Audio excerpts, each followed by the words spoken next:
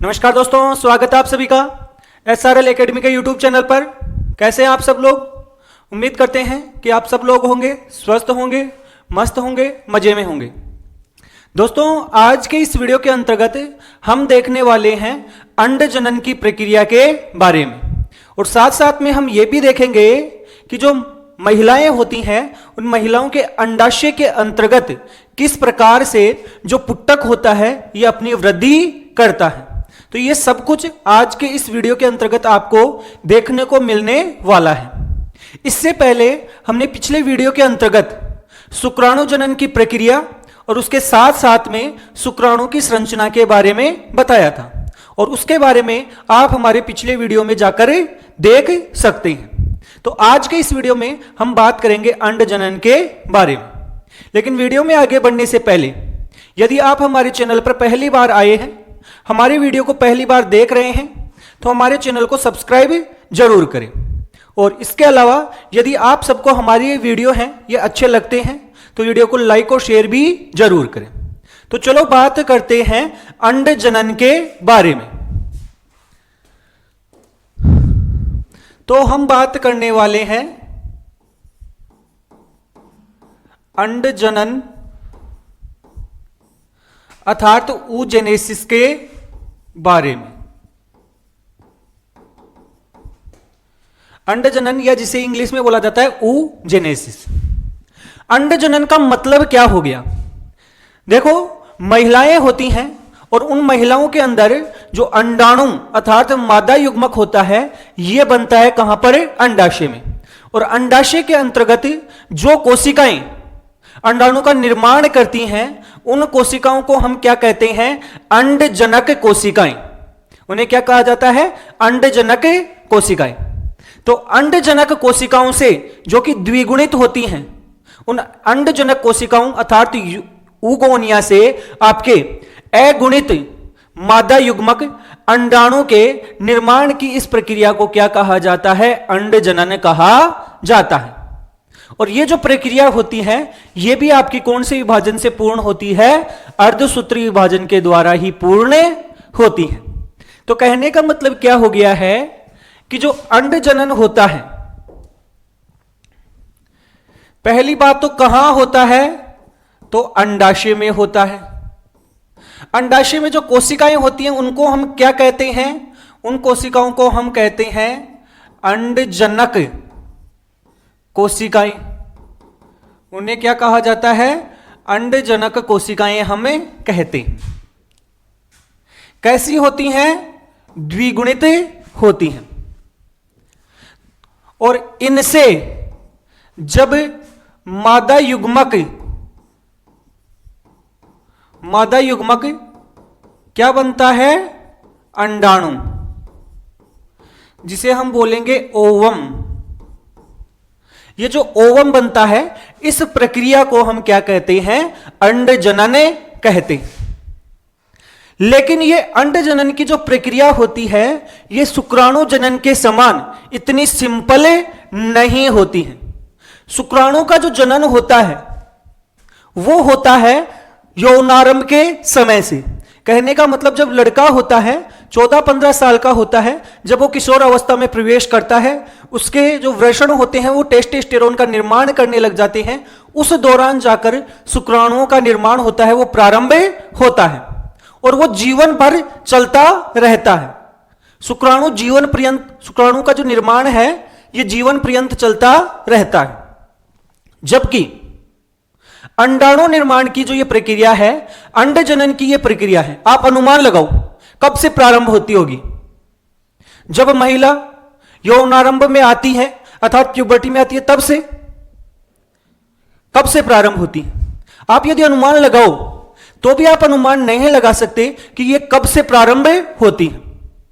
आपको जानकर आश्चर्य होगा कि ये अंड जनन की प्रक्रिया तब से प्रारंभ हो जाती है जब से एक महिला होती है वो जन्म भी नहीं लेती है, उस समय से ये अंड जनन की प्रक्रिया प्रारंभ हो जाती है। कहने का मतलब यह हो गया कि जब एक मादा शिशु होती है अपने मां के गर्भ में होती है तो उसी गर्भ के अंदर ही उस मादा शिशु के जब अंडाशय बन जाते हैं, उसी दौरान उनमें यह अंड जनन की प्रक्रिया होती है, यह प्रारंभ हो जाती है।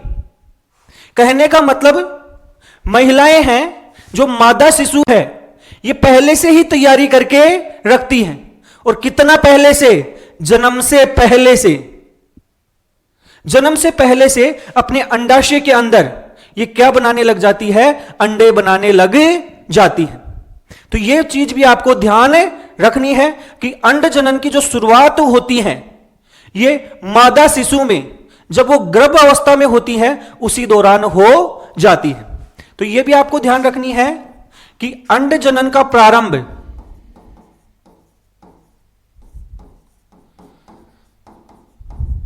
अंड जनन का जो प्रारंभ होता है ये कब से होता है?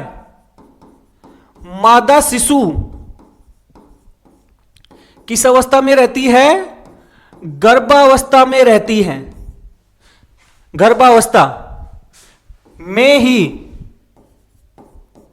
प्रारंभ हो जाता है। उसी दौरान उसमें यह अंडे बनने की प्रक्रिया होती है, यह शुरुआत हो जाती है। वो तो हम देखने वाले हैं कैसे बनेगा, लेकिन यह बात आप ध्यान में रखना है।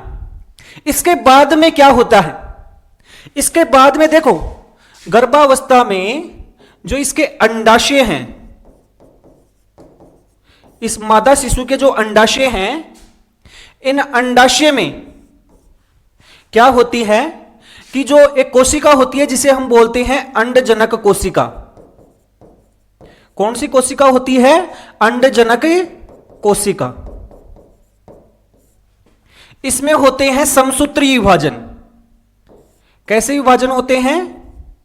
समसूत्रीय विभाजन। और ये अपनी संख्या को क्या करती है? बढ़ाती है। ये अपनी संख्या को क्या करती है? बढ़ाती है। तो समसूत्रीय विभाजन के द्वारा ये जो अंडजनक कोशिकाएं होती हैं ये अपनी संख्या को बढ़ाती है और बहुत सारी कोशिकाएं ये बना लेती हैं। और ये जो बहुत सारी कोशिकाएं होती हैं इन सबको हम क्या कहते हैं? प्राथमिक अंडक कहते हैं। क्या कहते हैं हमें? प्राथमिक अंडक अर्थात प्राइमरी oocyte इन्हें कहा जाता है।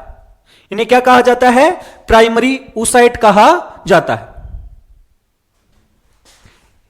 यह ध्यान रखना, इस मादा शिशु के जो गर्भ अवस्था में है उसी के अंडाशय में ये प्राथमिक अंडक होते हैं, ये बने जाते हैं। और उसके अंडाशय में इनकी संख्या कितनी बनी होगी? ये उसके अंडाशय में लाखों की संख्या में बनते हैं।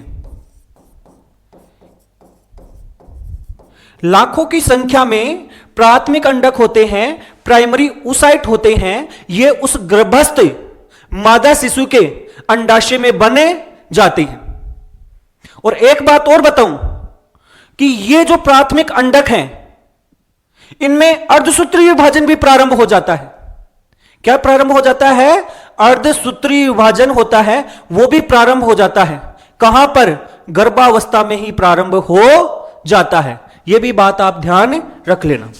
कहने का मतलब इनमें अर्धसूत्रीय विभाजन फर्स्ट होता है। यह ध्यान से सुनना, क्या हो जाता है? प्रारंभ हो जाता है, लेकिन पूरा नहीं होता है।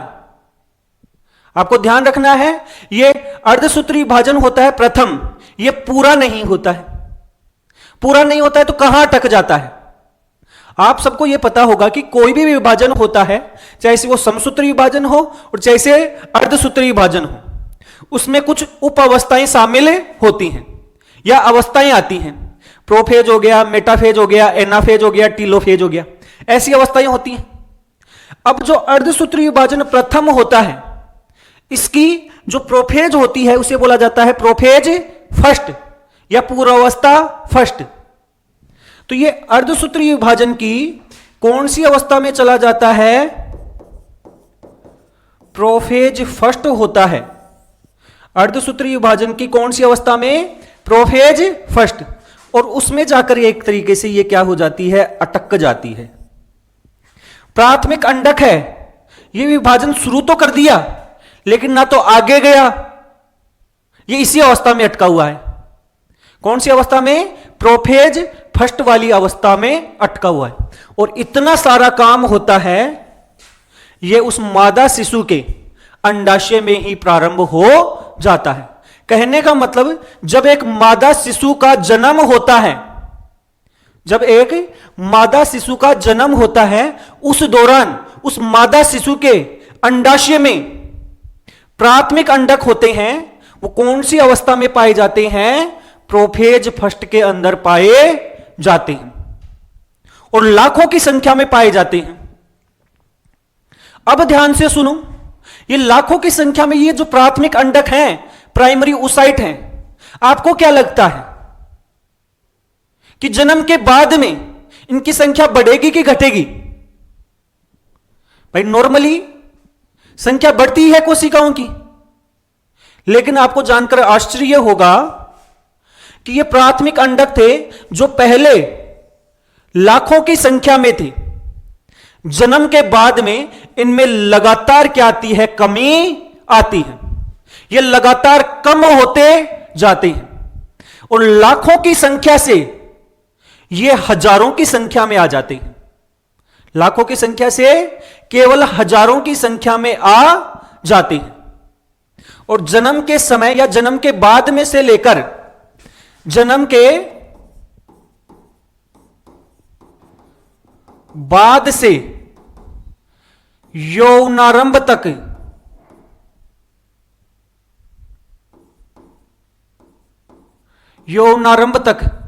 इनमें क्या आती है? कमी आती है। यह आपको ध्यान रखना है। और जो संख्या लाखों में थी अब घटकर हजारों में रह जाती है और लगभग एक अंडाशय में इनकी संख्या हो जाती है 60 से 70 हजार।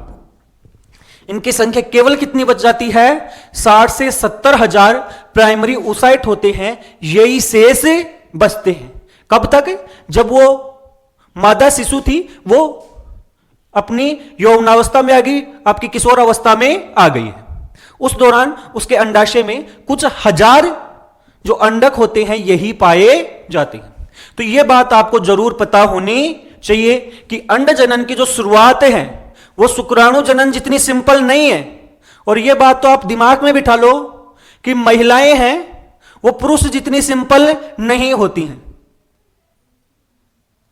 उनके शरीर की शारीरिक दृष्टि से देख लो, उनकी संरचनात्मक दृष्टि से देख लो, उनकी हार्मोनल दृष्टि से देख लो, उतना सिंपल उनका ना तो एनाटमी है, ना ही उनकी फिजियोलॉजी है, ना ही उनका भावनात्मक है। तो वो डिफरेंट होती हैं। और ये देखो यहां पर इनका शुरुआत यहीं से हो गई है, जब वो गर्भ में थी वहीं से शुरुआत हो गई है। अब आगे हम बात करते हैं कि कैसे ये प्राथमिक अंडक होता है, ये अंडाणु का निर्माण करेगा। ये प्राथमिक अंडक है, कैसे अंडाणु का निर्माण करेगा। चलो बात करते हैं। तो देखो अब तक जो कहानी मैंने आपको बताई है उस कहानी को हम एक चार्ट के द्वारा समझने की कोशिश करते हैं। उस कहानी को पूरी को एक चार्ट बनाते हैं। देखो प्रारंभ में कौन सी कोशिकाएं थी? अंडजनक कोशिकाएं। कैसी कोशिकाएं थी? अंडजनक कोशिकाएं, या इन्हें हम क्या बोलते हैं? ऊगोनिया कहते हैं। क्या कहते हैं? ऊगोनिया। और इनके अंदर गुणसूत्र होते हैं। ये कैसे होते हैं? द्विगुणित। द्विगुणित का मतलब सीधा सीधा हो गया कि कितने गुणसूत्र हैं? 46 गुणसूत्र हैं। कहां पर है? मादा के अंडाशय में। इसके बाद में इसमें क्या हुआ है? समसूत्री विभाजन। क्या हुआ है भाई? समसूत्री विभाजन। और समसूत्री विभाजन है तो गुणसूत्रों की संख्या तो सेम ही रहने वाली है, तो गुणसूत्र समान रहते हैं। कहने का मतलब यह हो गया कि यहां से जो कोशिकाएं बनेंगी वो बनेंगी हमारी प्राथमिक अंडक। कैसी कोशिकाएं बनेंगी? प्राथमिक अंडक। और इसमें भी गुणसूत्र कितने हैं भाई? 46। कहने का मतलब ये कोशिका भी कैसी है? 2n। प्राथमिक अंडक के बाद में इसमें क्या प्रारंभ होता है? इसमें प्रारंभ होता है अर्धसूत्री विभाजन। और आप सबको पता होगा कि अर्धसूत्री विभाजन 2 चरणों में पूर्ण होता है। तो इसका प्रारंभ होता है अर्धसूत्री विभाजन फर्स्ट। क्या यह पूरा हो जाता है? नहीं, यह पूरा नहीं होता है। यह कौन सी अवस्था में अटक जाता है? यह प्रोफेज फर्स्ट में रुक जाता है। किस में रुक जाता है? प्रोफेज फर्स्ट में। और यह प्राथमिक अंडक है, यह अभी भी क्या होता है? प्राथमिक अंडक ही होता है, क्योंकि पूरा तो विभाजन हुआ नहीं, गुणसूत्र भी आधे हुए ही नहीं। यह प्राथमिक अंडक ही होता है। और इसी प्राथमिक अंडक के साथ में, इसी प्राथमिक अंडक के साथ में इस मादा शिशु का क्या हो जाता है? जन्म हो जाता है। अर्थात ये जो सारी की सारी प्रक्रिया है, ये कहां पर पूर्ण हुई है? कब पूर्ण हुई है? गर्भावस्था में ही पूर्ण हुई है। ये सारी की सारी प्रक्रिया कहां पर पूर्ण हुई है? गर्भावस्था में। अब देखो, जब वो मादा शिशु का जन्म हुआ, जन्म के बाद में उसका बचपन आया अर्थात बाल्यावस्था, और बाल्यावस्था के बाद में आ गया यौनारंभ, प्यूबर्टी। तो इसके बाद में, जन्म के बाद में 10-12 साल तक इसका क्या रहा? बाल्यावस्था। और उसके बाद में क्या आ गया? यौनारंभ। अब यौनारंभ आया, उस दौरान क्या होता है? यह प्राथमिक अंडक होता है। इस प्राथमिक अंडक से आपका यह अर्धसूत्री विभाजन होता है। अर्धसूत्री विभाजन कौन सा? फर्स्ट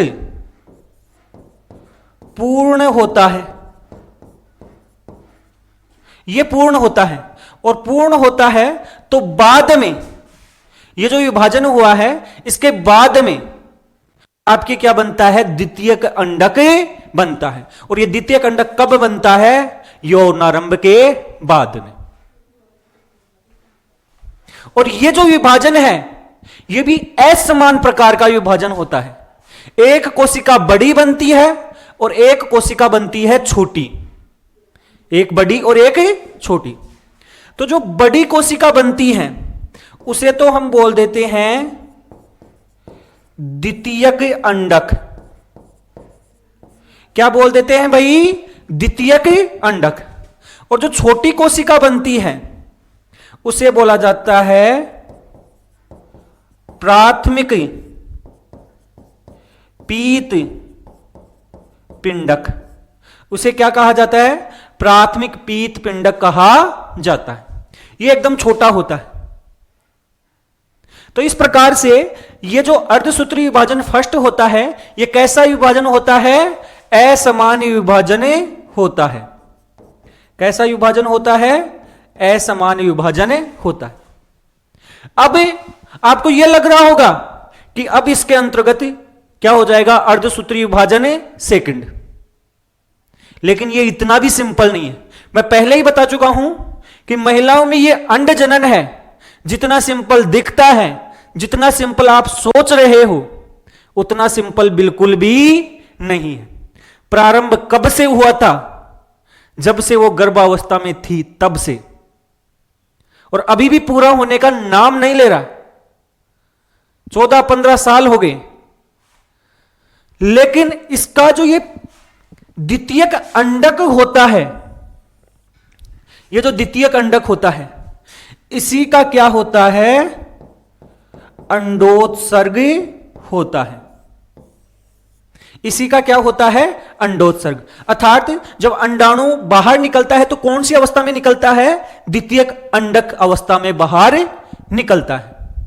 इसका अर्धसूत्रीय विभाजन सेकंड होता है। यह तब पूर्ण होता है जब निषेचन की प्रक्रिया होती है। कब पूर्ण होता है? निषेचन के समय। तो यह बात भी आपको ध्यान रखनी है कि इसमें अर्धसूत्रीय विभाजन क्या होगा? मियोसिस सेकंड होगा। लेकिन कब? निषेचन के समय। किस समय होगा? निषेचन के समय।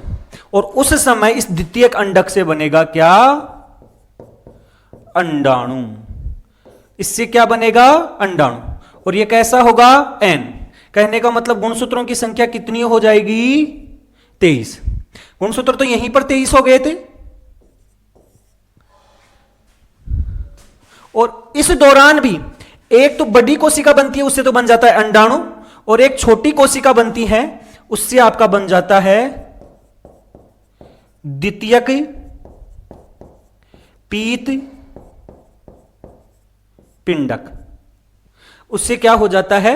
द्वितीयक पीत पिंडक बने जाता है। तो कहने का मतलब यह है कि यह जो अंड जनन की प्रक्रिया है, यह रुक रुक कर चल रही है। गर्भावस्था से प्रारंभ हुई, फिर रुक गई, फिर बाल्यावस्था में भी रुक गई, और रुकी नहीं, ये प्राथमिक अंडक तो धीरे धीरे नष्ट हो रहे हैं। फिर जैसे यौनारंभ आया, प्यूबर्टी आई, उसके बाद में दोबारा से रीस्टार्ट हुई तो बाद में आपका अर्धसूत्रीय विभाजन फर्स्ट कंप्लीट हुआ, द्वितीयक अंडक बना, सेकेंडरी ऊसाइट बना। और ये सेकेंडरी ऊसाइट भी अब आराम करने बैठ गया कि अब आगे विभाजित नहीं होऊंगा। कब आऊंगा? अंडाणु कब बनाऊंगा? मतलब में मेरी एनर्जी खर्च क्यों करूं? जब जरूरत पड़ेगी तो बना लूंगा, और नहीं जरूरत पड़ेगी तो रहने दो भाई। और जरूरत कब पड़ेगी?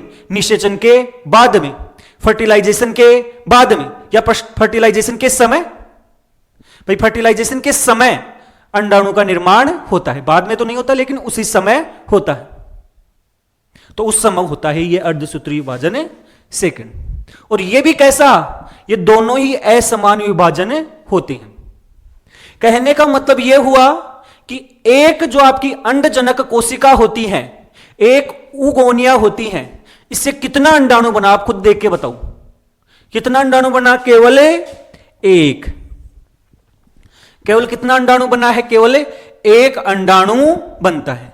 जबकि हमने शुक्राणुओं में देखा था कि एक शुक्रजनक कोशिका से कितने शुक्राणु बनते थे? 4। कितने बनते थे? 4।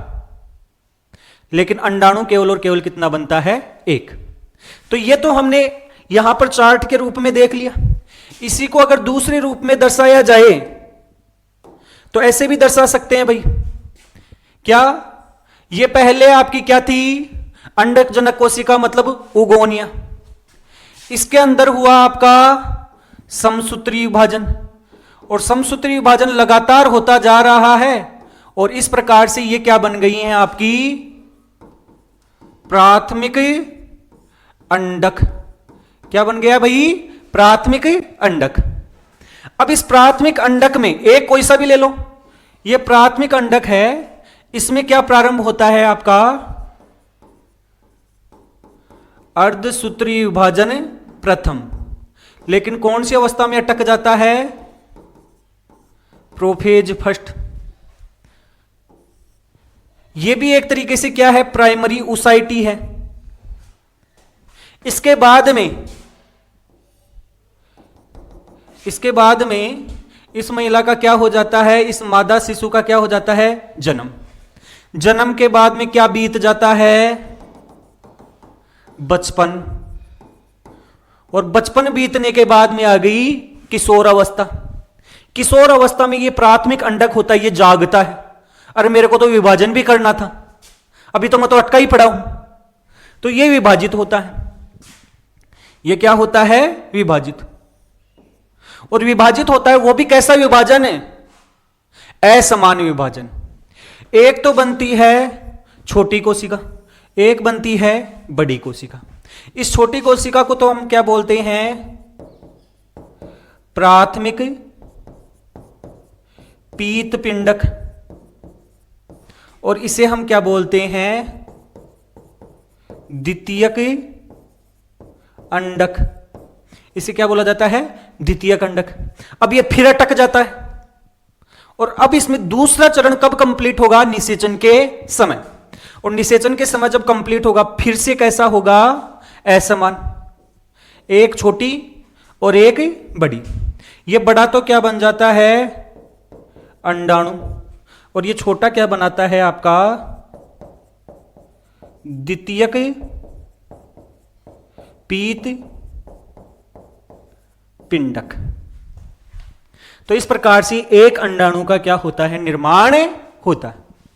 तो ये हमने अंड जनन की प्रक्रिया को समझा है। हमने देखा है कि किस प्रकार से एक उगोनिया से एक परिपक्व अंडाणु का निर्माण होता है।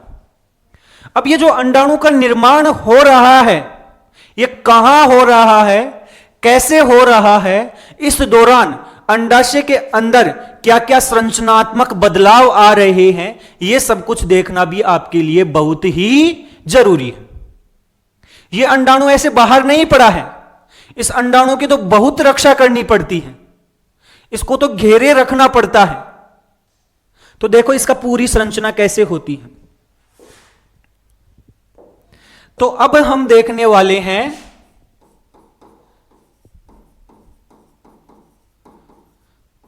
अंडाशय में विभिन्न प्रकार के पुट्टक। पुट्टक का मतलब क्या हो गया है, फोलिकल।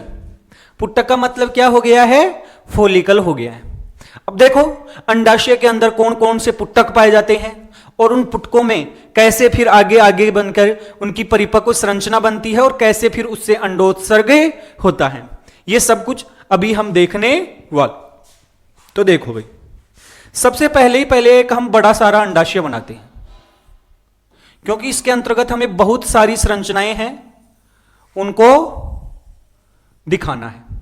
तो ये अंडाशय है, और जब हमने अंडाशय की संरचना बताई थी उस दौरान भी आपको बहुत सारी चीजें बताई थी। आपको बताया था कि जो अंडाशय होता है इसके पूरी जगह को तो क्या कहा जाता है, स्ट्रोमा कहा जाता है। क्या कहा जाता है भाई, स्ट्रोमा। और ये जो स्ट्रोमा होता है इसको दो हिस्सों के अंतर्गत डिवाइड किया जाता है। कितने हिस्सों में, दो। इसका जो बाहर वाला हिस्सा होता है, जैसे हम मान लेते हैं कि ये इसका बीच वाला हिस्सा है, ये कैसा हिस्सा है, बीच वाला। और इस बीच वाले हिस्से के अंदर कोई पुट्टक नहीं पाया जाता है। इसमें केवल कुछ क्या पाई जाती हैं, रक्त वाहिनियां पाई जाती हैं। इसमें क्या पाई जाती हैं, रक्त वाहिनियां। तो ये हमारी रक्त वाहिनियां हैं। क्या है भाई, रक्त वाहिनियां।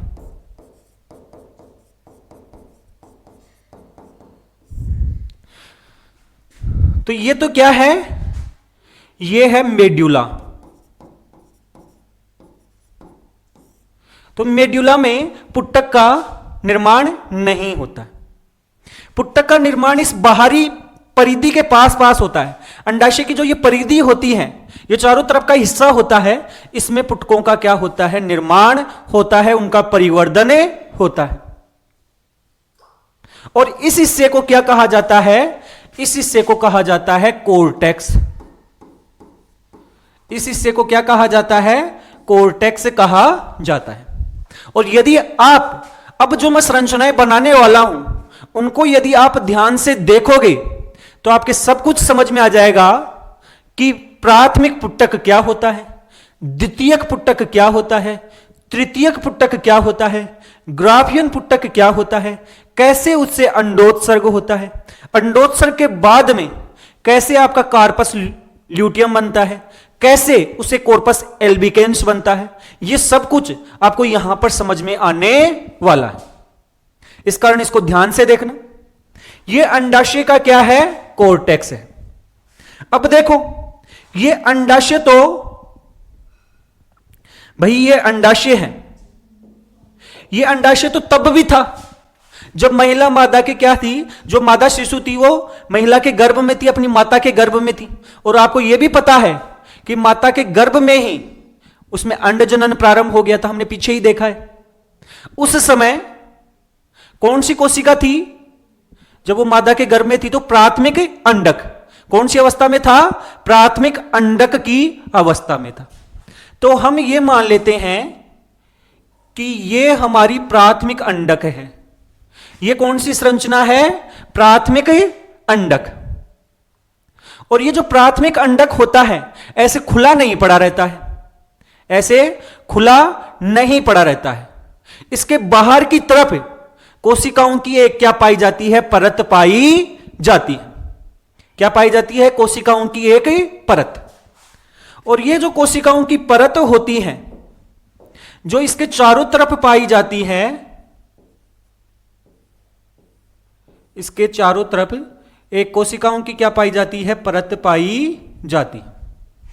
और ये जो परत पाई जाती है, इन कोशिकाओं में बहुत सारे क्या उपस्थित होते हैं, कण उपस्थित होते हैं। इस परत को क्या कहा जाता है, ध्यान से सुनना, इसे कहा जाता है मेम्ब्रेना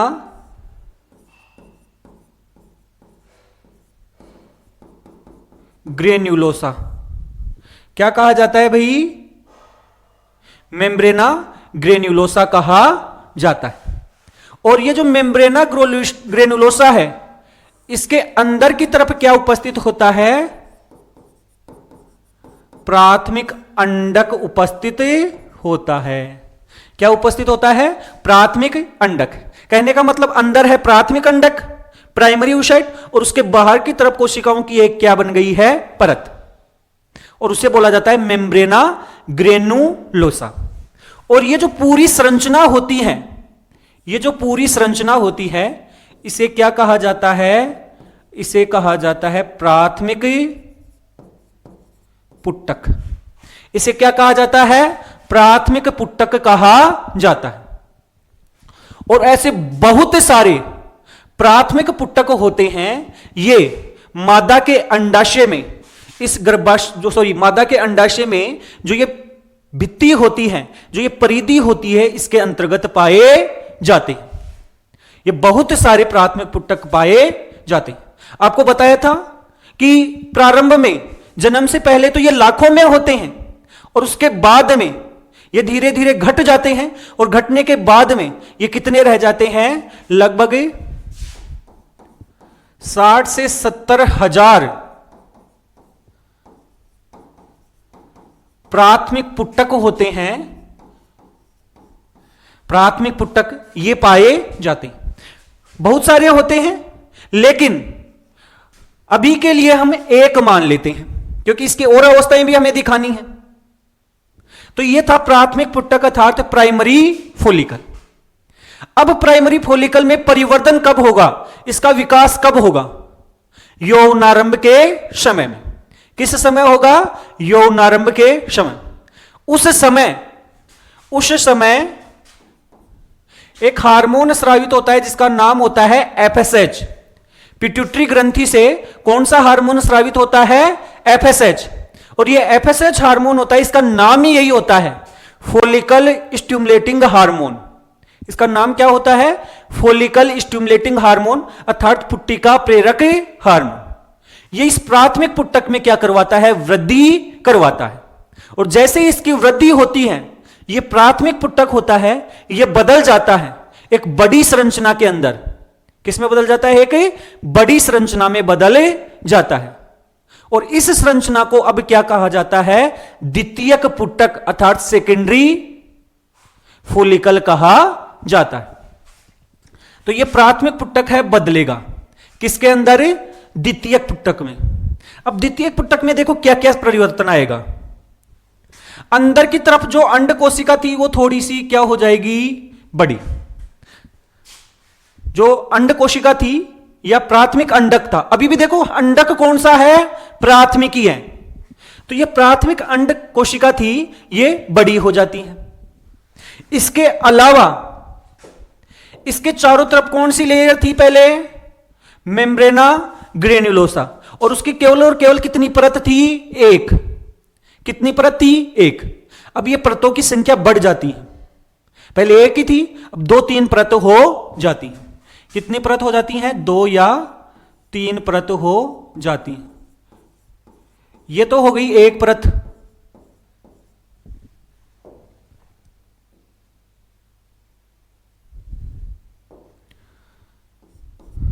ये तो हो गई एक परत।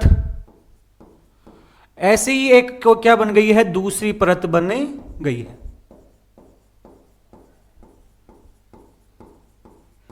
ऐसे दूसरी परत बन गई, अर्थात पहले केवल एक परत थी, अब ज्यादा परत बन गई है। ये देखो, ये जो परत है इसका नाम क्या है भाई, ग्रेन्युलोसा। अंदर की तरफ अंडक कौन सा है, प्राथमिक अंडक। कौन सा अंडक है, प्राथमिक अंडक। लेयर बढ़ गई है बस, एक तो जो प्राथमिक अंडक कोशिका थी वो अपनी साइज में बढ़ गई, और उसके अलावा जो ग्रेनुलोसा थी उसकी लेयर बढ़ गई। साथ साथ में इसके बाहर की तरफ, किसके बाहर की तरफ, ग्रेनुलोसा से बाहर की तरफ एक नई परत होती है, उसका निर्माण होने लगता है। एक नई परत होती है, वो बनने लग जाती है, और ये परत होती है, इसकी ऐसे कुछ कोशिकाएं होती हैं, ये बनने लग जाती हैं।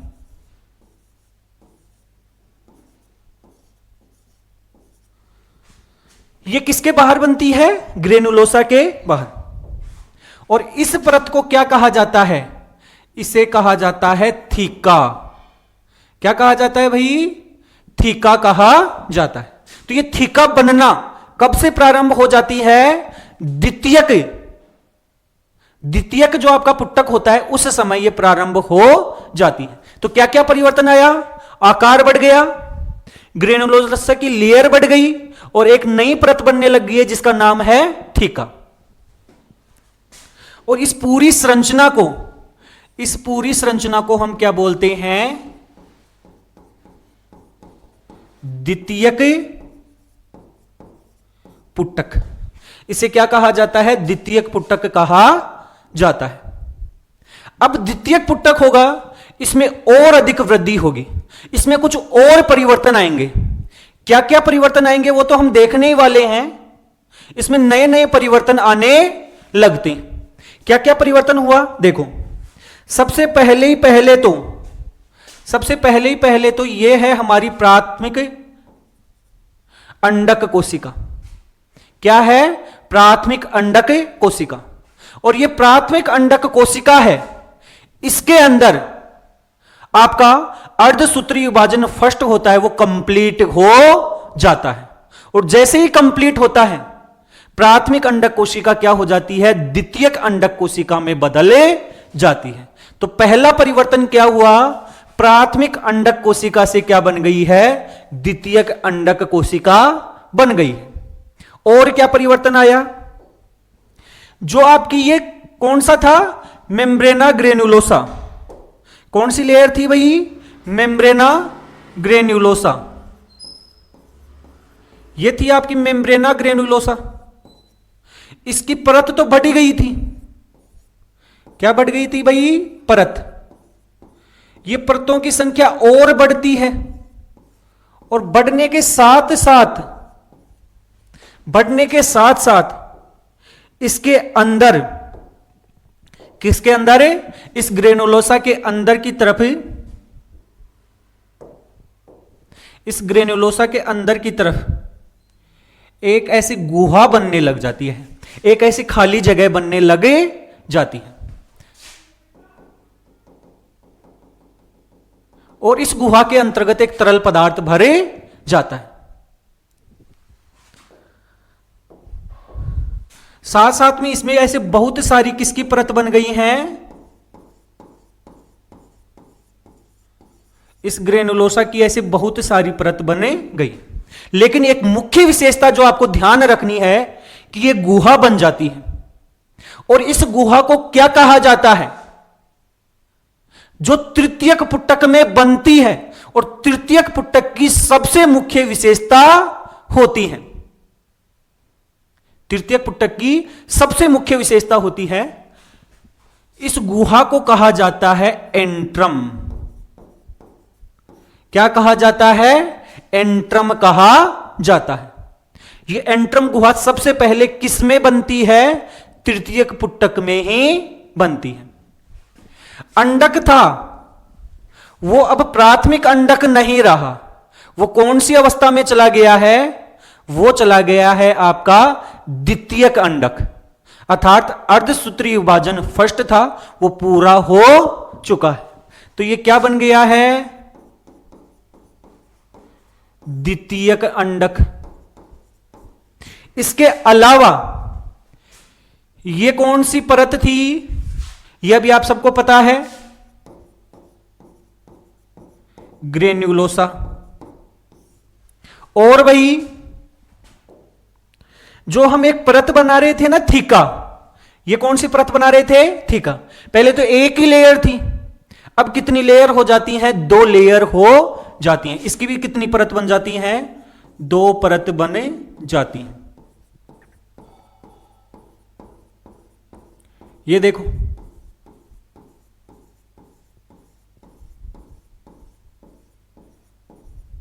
ये तो एक परत, और थीका भी अब कितनी हो गई हैं, 2।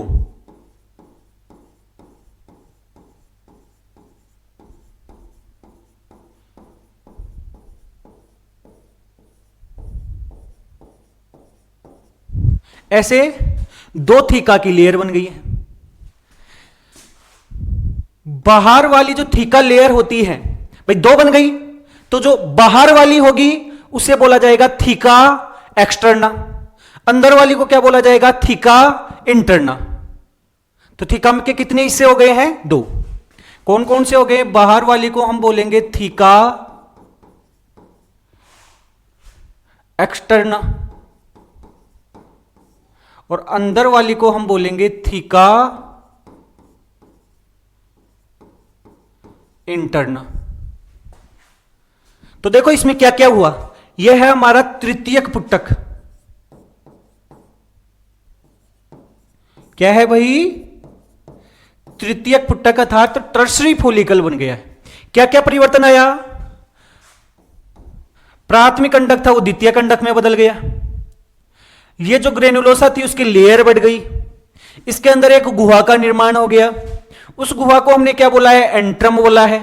इसके अलावा थीका लेयर थी उसकी भी परत बढ़ गई, कितनी हो गई, 2। बाहर वाली परत को हमने क्या बोला, थीका एक्सटर्ना, अंदर वाली को क्या बोल दिया, थीका इंटरना। जैसे ये तृतीयक पुटक बना, अब इससे एक नए पुटक का निर्माण होगा, और उस पुटक को क्या कहा जाता है, वो सबसे परिपक्व पुटक होता है जिसे कहा जाता है ग्राफियन पुटक। तृतीयक से अब चतुर्थक नहीं बनेगा, उससे बनेगा क्या, ग्राफियन पुटक। और ये जो ग्राफियन पुटक होता है और तृतीयक पुटक होता है, इसमें क्या अंतर होता है ये आप देखना। देखो भाई क्या क्या परिवर्तन आया, यहां पर मैं आपको बता रहा हूं। सबसे पहले तो अंडक कौन सी अवस्था में है, द्वितीयक अंडक। कौन सी अवस्था में है भाई, द्वितीयक अंडक। द्वितीयक अंडक के बाहर की ओर एक परत और बन जाती है, अंडक के जस्ट बाहर की ओर एक नई परत बन जाती है। हालांकि वो बनती होती तो शुरुआत से ही है, प्रारंभ से ही बनने लग जाती है धीरे धीरे, लेकिन उस समय वो दिखाई नहीं देती है, इस समय वो हमें क्लियरली दिखाई देने लग जाती है अंत में। और ये जो परत होती हैं ये एकदम कैसी होती है, पारदर्शी होती है, एक पारदर्शी परत होती है, ये बने जाती है किसके बाहर, अंडक के बाहर। और क्या हुआ, और क्या हुआ, ये ग्रेन्युलोसा की जो परत थी,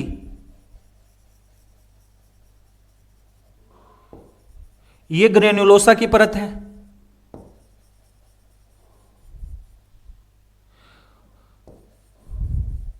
और इसके अंदर जो गुहा थी पहले छोटी थी, अब ये गुहा कैसी हो जाती है, बड़ी हो जाती है।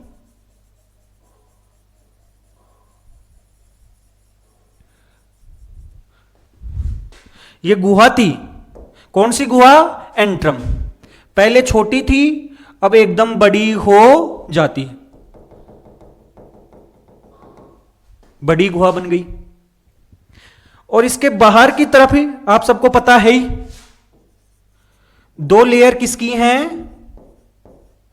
थीका की हैं।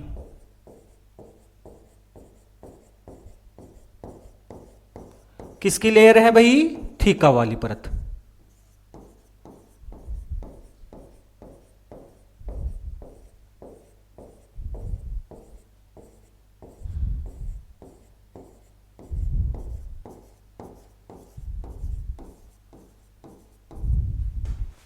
तो ये अब एकदम परिपक्व हो गया है, ये एकदम क्या हो गया है, परिपक्व। और इस पुट्टक को क्या कहा जाता है, ध्यान से सुन लेना, इस पूरे पुट्टक को क्या कहा जाता है, ग्राफियन पुट्टक कहा जाता है। क्या कहा जाता है, ग्राफियन पुट्टक। ध्यान से सुनना, ग्राफियन पुट्टक में ये दोबारा से नहीं लिख रहा हूं, ये एंट्रम है, ये ग्रेनुलोसा की परत है, ये थीका वाली है। मैं एक परत जरूर दिखा रहा हूं, कौन सी, ये जो पीले रंग की मैंने दिखाई है, जो कि पारदर्शी रंग की थी, इसी द्वितीयक अंडक कोशिका के जस्ट बाहर की ओर थी। इसका नाम क्या है, इसे बोला जाता है जोना पेलिशुडा। ध्यान से सुनना, ये जोना पेलिशुडा है, ये क्लियरली दिखने लग जाती है किसके अंदर, ग्राफियन पुट्टक के अंदर। अब एकदम परिपक्व पुट्टक बन गया है, और ये परिपक्व पुट्टक है, ये अब अंडोत्सर्ग के लिए क्या है, तैयार। ये किसके लिए तैयार है, अंडोत्सर्ग के लिए। लेकिन अंडोत्सर्ग होगा वो कैसे होगा, इस ग्राफियन पुट्टक में से ये जो हमारा द्वितीयक अंडक है ये बाहर कैसे निकलेगा, इसके लिए एक हार्मोन की जरूरत पड़ेगी। इसके लिए किसकी जरूरत पड़ेगी, हमें एक हार्मोन की। और वो हार्मोन कौन सा होता है, एलएच हार्मोन। कौन सा होता है भाई, एलएच। एलएच का मतलब ल्यूटिनाइजिंग हार्मोन। और ये हार्मोन आपको सबको पता होगा किससे स्रावित होता है, पीयूष ग्रंथि से ही स्रावित होता है, एफएसएच भी और एलएच भी। तो ये हार्मोन हमें किसके लिए चाहिए होता है, अंडोत्सर्ग के लिए चाहिए होता है, ओव्यूलेशन के लिए हमें चाहिए होता है। समझ गए कि नहीं समझ गए।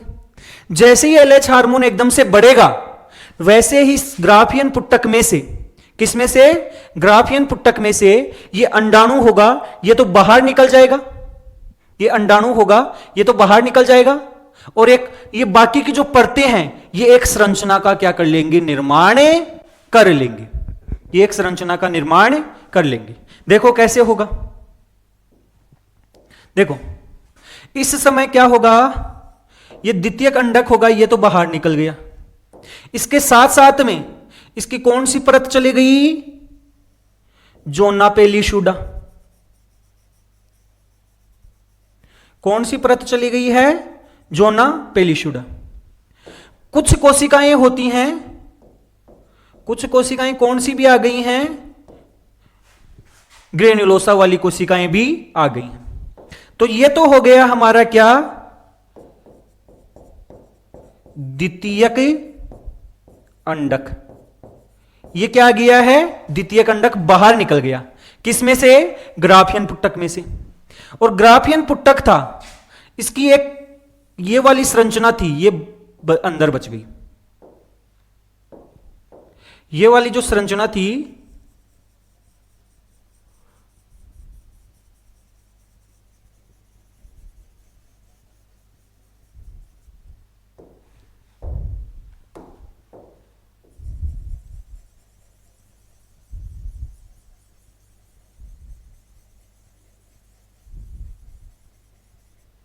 तो ये कौन सी प्रक्रिया होगी? ये पूरा था, उसमें से ये अंडक बाहर निकल गया, द्वितीयक अंडक, और ये अंदर बच गया। और इस प्रक्रिया को कहा जाता है, इस प्रक्रिया को कहा जाता है अंडोत्सर्ग। इस प्रक्रिया को क्या कहा जाता है? अंडोत्सर्ग, ओव्यूलेशन कहा जाता है। अब ये संरचना बच गई, इसका क्या होगा भाई? जो ये अंडक निकला है, इसको तो कौन ग्रहण कर लेगी? अंडवाइन।